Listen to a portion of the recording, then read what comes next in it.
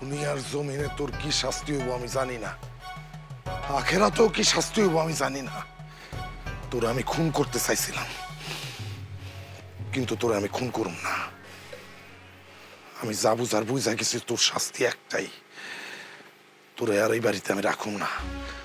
তোর পয়সা থাকার কোনো অধিকার নাই, তোর আমি একটা খুন করবো। কি করতেছিস? তুই আমার সাইডা দেখ। দাঁড়া, সাইডা দে তুই। পাগলামি করিস না। কি করতেছিস এগুলো?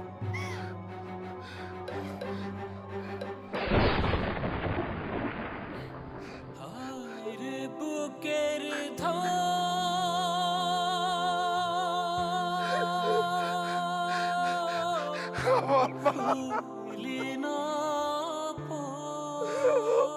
তুমি আমার মাফ করে দাও,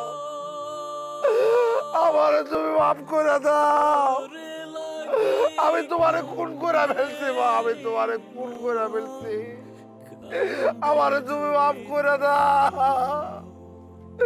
যে মা আমারে 10 মাস গর্ভধারণ করছে, আমারে জন্ম দিচ্ছে, সেই মাই আমারে, সেই মারে আমি খুন করে ফেলাইছি। আমি খুন করে ফেলাইছি। আমার বাপে মরে যাওয়ার পর থেকে আমার মা আমারে কত কষ্ট করে মানুষ করছে। আমার মা নিজে না খাইয়া আমারে খাওয়াইছে। আমার মা অসুস্থ ছিল, ওষুধ কিনে নাই, আমার পরীক্ষার বেতন দিতে, মানুষের বাড়িতে কাম করছে, সেই মানে আমি মাইরা ফেলাইছি। ও মা, তুমি আমার মাফ করে দাও মা, আমি অনেক বড় অন্যায় করছি মা, আমার মাফ করে দাও। আমার ভাই আমারে কোনোদিন কাজ করতে দেয় নাই। আমার ভাই কইছে, অপুত তুই কাম করিস না, তুই পড়াশোনা কর, তুই অনেক বড় মানুষ হবি। আমি মানুষ হই নাই, আমি মানুষ হই নাই, আমি অমানুষ হইছি। যে মা আমার জীবনে কোনোদিন কাম করতে দেয় নাই, সে মায়ের এই কাল লাগিনি কামের বেটি করে রাখছে। কামের বেটি আমার মারে দিয়া কাম করাইয়া, ওষুধপত্র না খাওয়াইয়া আমার মারে বাইরা বেলাইছে। আমার মারে এত কষ্ট দিছে, আমার মা বুকের ভিতরে অভিমান চাইপা আমারে জীবনে কিছু কয় নাই, আমারে কিছু কয় নাই, গেছে গা, দুনিয়া থেকে গেছে গা।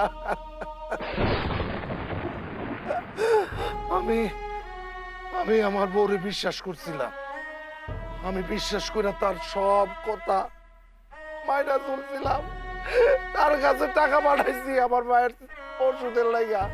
আমার মা মন যা চায় তা খাওয়াইতে, আমার মার মন যা চায় তা পড়াইতে, সে কিচ্ছু করে নাই, কিচ্ছু করে না, আমার মারে মজা ফেলছে। ও মা, তুমি আমার মাফ করে দাও, আমি অনেক বড় অন্যায় করছি মা, আমি অনেক বড় অন্যায় করছি মা।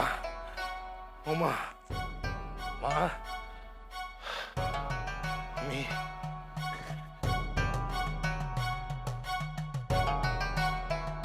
দুনিয়ার জমিনে তোর কি শাস্তি হইব আমি জানি না, আখেরাতেও কি শাস্তি হইব আমি জানি না। তোর আমি খুন করতে চাইছিলাম, কিন্তু তোর আমি খুন করুম না। আমি যা বুঝার বুঝা গেছি, তোর শাস্তি একটাই, তোর আর এই বাড়িতে আমি রাখুম না। তোর এই বাড়িতে কোনো ঠাই নাই, তোর আমি তালাক দিব।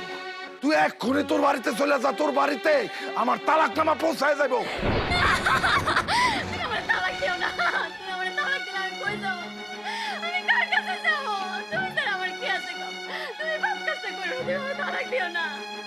আমি তোমার কাছে মাফ চাইতেছি, তুমি আমার তালাক দিও না। ঠিক আছে, আমি ভুল করছি, আমার তুমি এর লাগা মাফ করে দাও, আমাদের মাফ করে দাও। আমি আমি আমার মায়ের মতো শাশুড়ির সাথে অন্যায় করছি, আমি আমার ভুল বুঝতে পারছি। আমি তোমার সাথে এতদিন সব মিথ্যা কথা কইছি, যা করছি সব কিছু লেগে তুমি আমার মাফ করে দাও। রবিউল, ওরে এই বাড়ি থেকে চলে যাইতে বল। ও যদি এই বাড়ি থেকে না যায়, আমি আমার মায়ের লাশ দাফন করব না।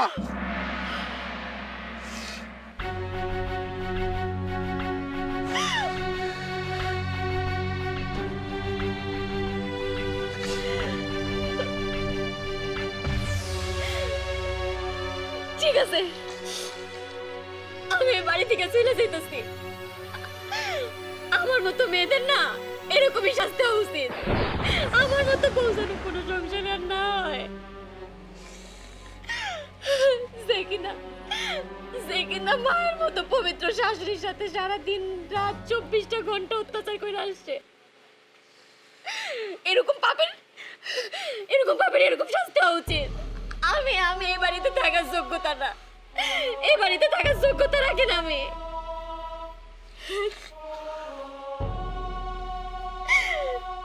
তুমি ওর মাফ করে দিও।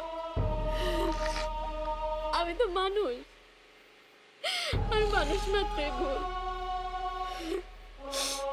আম্মা, আপনার কাছে ক্ষমা চাওয়ার কোনো মুখ আমার কাছে নাই। আপনার সাথে আমি দিনের পর দিন যেই অত্যাচার করছি, যেই নির্যাতন করছি, আমার না এরকমটাই হওয়ার কথা ছিল। এরপরও কইতেছি না। আপনি আমার মাফ করে দেন। আমি চিরদিনের লাগে এই বাড়ি ছেড়ে চলে যাইতেছি।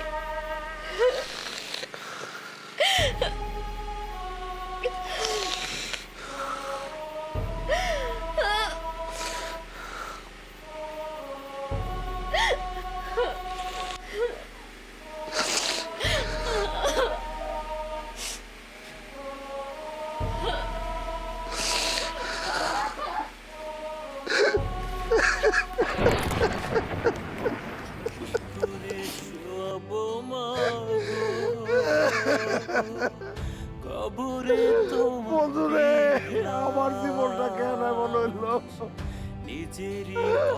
আমার মতো প্রবাসী যারা আছে, আমার মতো প্রবাসী যারা আছে, তারা যাতে তাকে পৌরে এভাবে অন্ধবিশ্বাস না করে।